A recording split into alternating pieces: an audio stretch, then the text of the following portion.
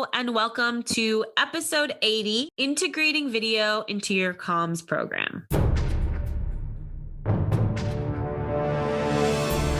Welcome to the PR Playbook Podcast, the only podcast giving you actionable skills and advice you need to execute a strategic PR program. Warning: what you hear next may lead to brand awareness and increased sales and customer exposure. Now here's your host, Rinjini Joshua.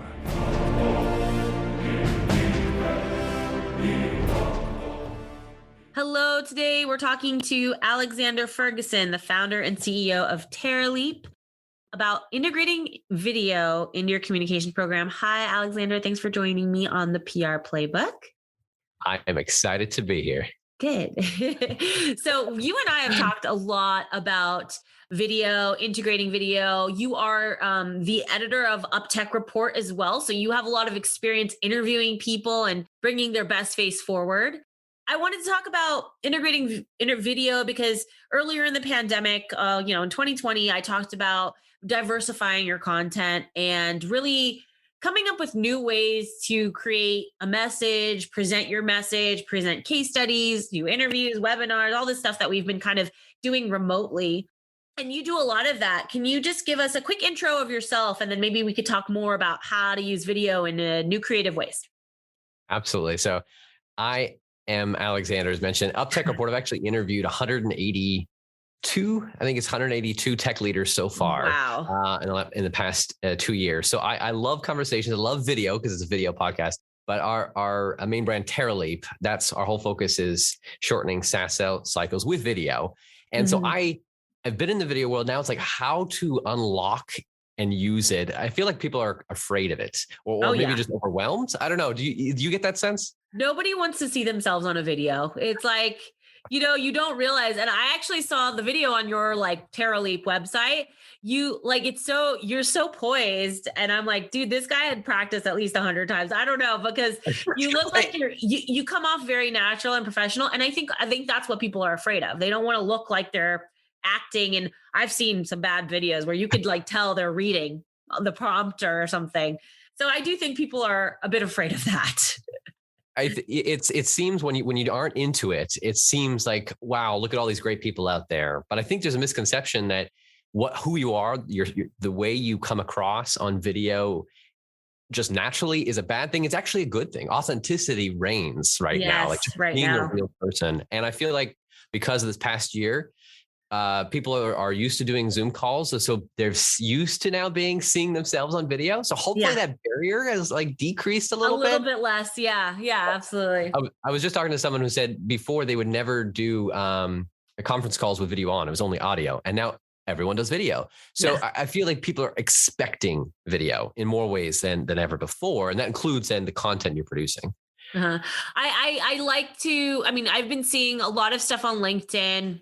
And I've seen a lot of video on LinkedIn, and I was telling you, I've been speaking to the LinkedIn sales guy and the advertising guy, and they've been talking about leveraging video more. I've also seen a lot more. If you look on LinkedIn, the posts, there's a lot more video, LinkedIn Learning, all that kind of stuff that they're posting. How can you breach that first barrier of being uncomfortable? Mm-hmm. Well, an easy way to do this, to get video content created and overcome that, is go record someone else. For instance, showcase your customers. Honestly, put them forefront of your brand, because getting them on camera, showcasing it, it's hard to actually, you can write a testimonial, share a testimonial, but people are starting to question written stuff Amazon reviews. You're like, is that a real Amazon review or not? Right. So video, it's hard to fake. So when someone can see that social proof is someone else, that's a quick way to get around it. If maybe you don't have to be on camera as much, you put your customers out there or your team members to make someone else do it. That's one way. Yeah. I mean, when you're getting customer stories, which is, I think, something you guys kind of really focus on. Yes. How do you, I guess, what customers would you ask to do the story, and when? How do you know when is a good time to ask a customer for a testimonial video even? Yes. In the best scenario, already when you sign them on, part of the contract, you say, hey, we'd love to get a video testimonial from you after we're processed and you're happy. If you haven't, it's a great time is after they start using it and they give any indication. So this would be your customer success team, like that, whoever's interacting with them, they would get that indication. And then you say, great. We'd love to be able to showcase you and highlight you. It's good to put them understanding in the context here is like, we like to tell other people about your story and how your experience, you don't just always asking, it's actually saying you want to elevate them and raise them up.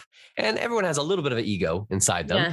Yeah. So if positioned properly, it actually naturally flows them saying, yeah, sure, why not? Again, people are used to doing video calls these days. Yeah. And then how do you guys leverage that, or how do you teach people to leverage that for business development, I guess? Yeah, using testimonials for do they just post it on their website, or how do they use it? There are multiple ways to use testimonials. The simplest one, put it on your website. So when people are navigating, looking through there, it's that social proof. Mm-hmm. A big way actually is for the sales team and follow-ups, because a lot of them are like, all right, I just had a nice meeting, or thanks, it was good to connect. But then you're like, now I actually have someone else. What's the next step? You. Yeah. Where do I go from here? I actually had a new business call today. So like, that would have been great to be like, cause I was thinking like, oh, I should probably follow up, and I could follow up with like a, thank you for the call. It's great. Talk to you soon.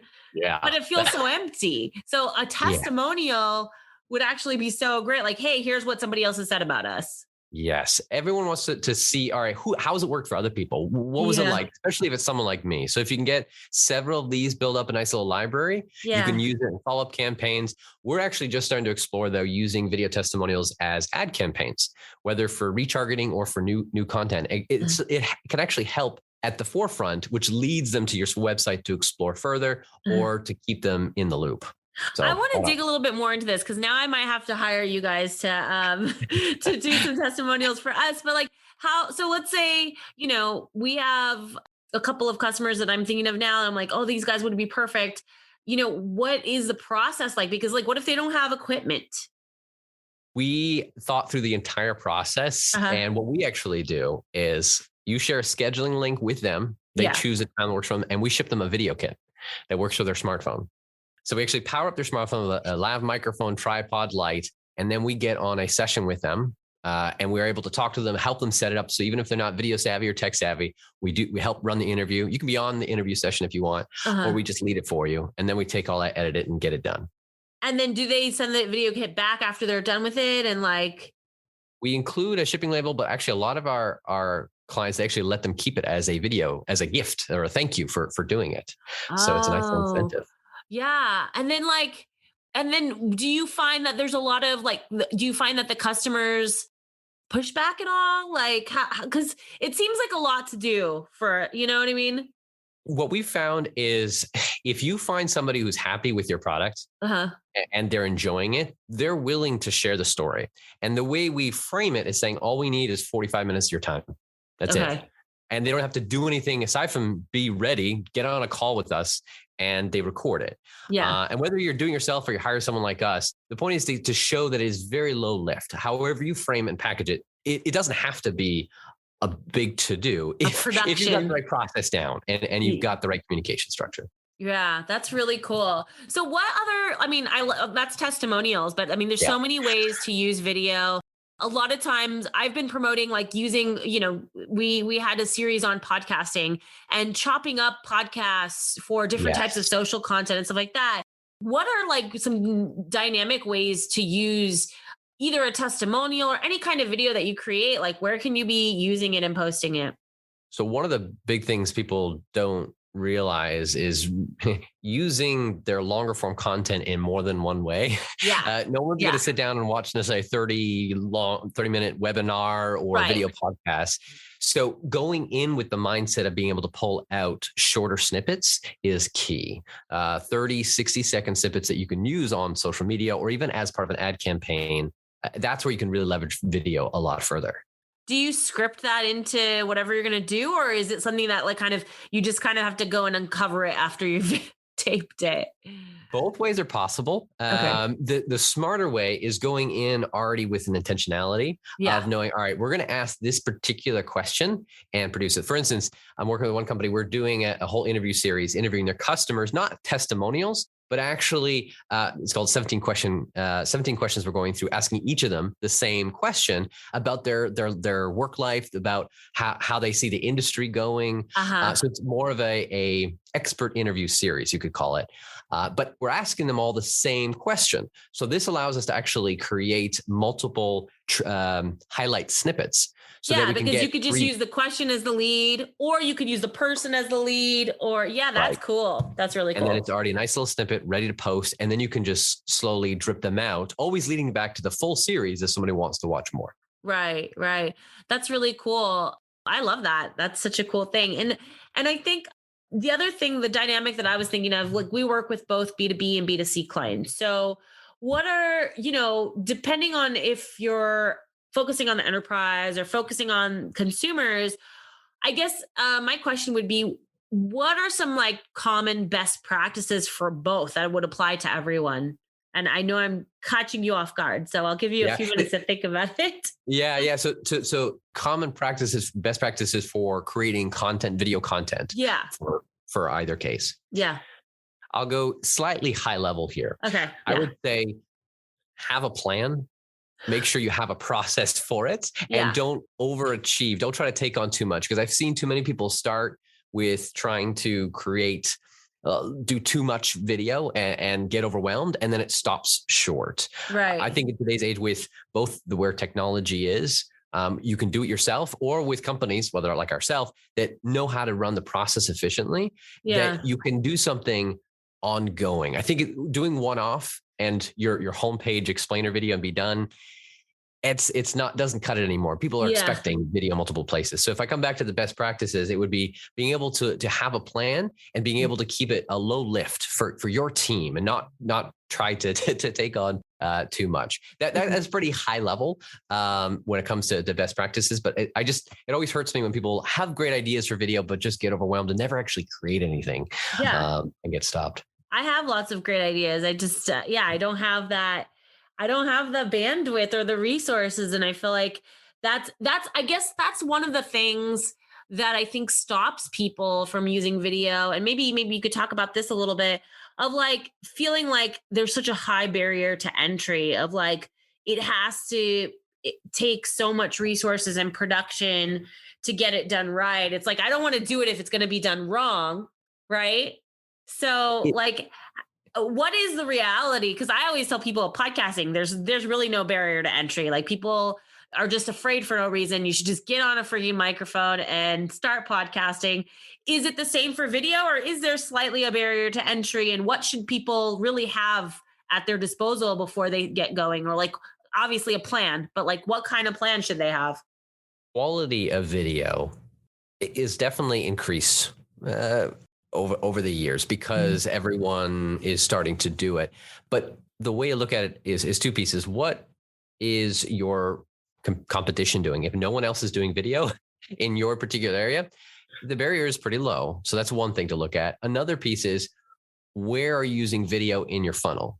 So for instance, if somebody's coming to your homepage and it's like the first impression, that's got to be a little bit higher. But if they're already kind of following you, they know you, and this is content to keep the conversation going, then it doesn't need to be at the same level, because they already have a presence and a connection with you. It's like more of a casual conversation. Right. So there are opportunities. You don't have to go at such a high level of quality. So those are two pieces to look at of when you're trying to decide to what production quality should you be bringing to the game. Do you guys offer, like, obviously we talked about either customer stories, but do you offer other types? Like I've seen this really cool video and I've seen her on LinkedIn. She posted this video on LinkedIn, or maybe it was on Facebook or something, but this woman, and she's like a coach or something like that. But she has a really nice video, and there's like a camera following her into this really nice house. And then she goes into this area, and it's just like, it looks so nice. And I don't actually know if that's her house. Like if I thought about it for a little while, and I was like, this could just be a staged video. Like, but I'm bought into the idea that this is her house. and she works from this house. She's got a studio set up there, like in my mind, because I'm just watching the video. So, Mhm. do you guys work on other kinds of videos that are a little bit more like, I guess, complicated, that are not just like something you could do with a kid? Short answer is yes. Okay. I've been in the video world for 11 years, and we have video crews actually in multiple cities. Okay. One thing I'll mention on that, creating that like flashy, like super interesting, and you're following people in cool houses and cars is a double-edged sword. Okay. Uh, because just as you said, is this really real? I think in some ways, on the consumer level, we're like, we start to get a little wary, especially if you've seen all these influencers on Instagram, other places that show off how great their life is. You Yeah. have to be careful because you could turn people off if you go a little too far over the top. I Like, your listened life to is too good. I don't need to help her. yes, for instance, and I did actually was watching this other video podcast. Obviously, I do watch lots of other videos where someone was mentioning they were doing a lot more guerrilla style video content for the company, for their SaaS company. And it was working really well. And then they had some more budget, so they poured it in, right? They really raised up the bar, and they did not get anywhere near the same returns. Now, there's two pieces, because the person who was talking with them asked them questions like, "Well, what was the content?" Because you can quickly jump into say, "Well, let's just make it look amazing," but if the content sucks, No one's if gonna it's watch. not speaking to your audience and what they care about, and unfortunately, I've done this myself because I love quality. But now I've always tried to come back to content. And that's where I think is great, where your customers are involved in the video itself. Because if they are part of the content, your other customers automatically care about it. Right. Whether it's a testimonial or it's just an interview series or an expert series, as long as it's focused on what actually matters to them. Like the results, basically. The results, yes. Yeah. And I think real stories, being able to hear real stories, that's where video plays a role. Because if it's just simple information that they could just read, video doesn't make a difference. I mean, yes, you can make it into a video, but the power of video is when you're able to tell a story that pulls someone in, and they can tell the emotion in your voice, and you see it on their face that they're excited. If you're just rattling off your process and information and there's no visuals to go along with it or emotion to come across, then the power of video is kind of negated. Yeah, no, that makes a lot of sense. And I think that's what makes podcasting just a little challenging too. You don't get to see their face. And so if they don't have a dynamic voice, or they don't have a lot of character in their voice, which both of us obviously do, then it's hard to understand like where their emotion lies. Which is why I don't know if you've heard the intro of this podcast, but it's pretty entertaining because he's so extreme that I love that. I love that emotional dynamic of it, but you have to create that. It's a lot harder to create that with only audio versus seeing someone's face, which is so expressive. And then that's like, I mean, a thing that we've missed too. It's so funny. We're talking about how important it is to see emotion. My daughter started a new school, and she's little. So, but she was so afraid because she couldn't see the person's face because they're masked up. Right. So it's so crazy. I just thought about this. Like, you have this whole generation of children that are going into daycare and things like that. They cannot read facial expressions or emotion. You can only see the eyes. And it's like I mean, you could tell a little bit through the eyes, but if that person doesn't have expressive eyes, then you're not going to see anything. We did a whole report on this around why case studies themselves don't perform the way they used to or the way we expect them to. Yeah. And faces is one of them. It's like we're rooted in social nature. We look for those cues in other people's faces, their body language, to assess our own confidence and decision on what we're going to do. So, and even most people aren't very eloquent or very persuasive, but that doesn't matter. It's like the sincerity of their eyes and their expressions universally recognized. Even if language, you can't even understand, like they're hard to understand. It doesn't matter. It's that impact on that. The energy, the everything that goes through it. Totally. I mean, that's also when you're doing new business, right? When you're talking to new customers, you're talking to potential customers, you're talking to friends, I mean, everybody can feel that. Yeah. Yes. But I love the dynamics of video. I will say I am a little, I'm hesitant. I guess I'm part of that scared group of like, I don't necessarily, like, I want to do video, but I'm like scared that we might not look great. So it's like, it's a little afraid. It's like, it's a little worrisome, but like, what do you what do you have as tips for people that are a little bit hesitant to get on the video screen? I would say get something done. I have to say, it's like, that's probably the biggest barrier, is just do something, and even make it as simple as possible. Just pare it down and just create it and get it out there, even if maybe it's just to a smaller audience at first, maybe not your larger audience. Okay. When I started the UpTech Report channel, I see all the other amazing video podcasts and people. I'm like, there's no way that I can do the same. Okay. And I actually hate the first couple ones that I did. So it's like, but now I'm at 192. We're rolling. Like it's only through iteration. So unfortunately, it's not a great an answer, but it's just jump into it. And it's being able to potentially have it with someone else can help, because you're able to spar off them. You don't feel by yourself. That can help ease into that. I will say, it's like, if you start with video, there's so much that can come from off of that. For instance, like a video podcast, you can create the audio version out of that. You can create a written content out of that. So it's efficient. You just have to get over the barrier of, all right, let me just do it. Let me just try it. Just make it happen. I'll encourage you. Be brave.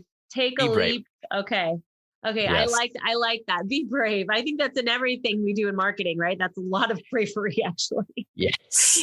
I mean, I do think, PR and marketing tightly aligned. And I think a lot of it is creativity and hoping that your ideas stick, because there is no exact science, because then everyone would be doing it. Everybody would be doing the same formula. So I agree. I say take a leap, try video, do something. If you have questions, Alexander, where can people find you? You can head over to TeraLeap.io. That's Terra, taking a giant leap with your marketing.io. Or you can check out our UpTech Report series. And we've done a few reports. So if you want to see like why video testimonials we feel are like the next big trend in SaaS marketing, you can find that over on TeraLeap.io. Awesome. And then would people be able to connect with you directly? Do you have it? We can put your contact info. Yeah. Shoot me up on LinkedIn, send me an email. I'm here. We can chat about video anytime. Okay, cool. So we'll add your information to the show notes. And thank you so much. We definitely have to follow up and talk a little bit more in depth about LinkedIn marketing. I love LinkedIn and I love it for businesses. And I'm slowly learning how to use it better. So we'll talk about video. Using video on LinkedIn would be a great topic, I think. I'd love to do it. We're doing a whole ad campaign right now. And so I can maybe share some stats and best practices on doing video ads with different content. So we can do that next time. Fantastic. Okay. Thanks, Alexander. It's been great speaking with you. A pleasure.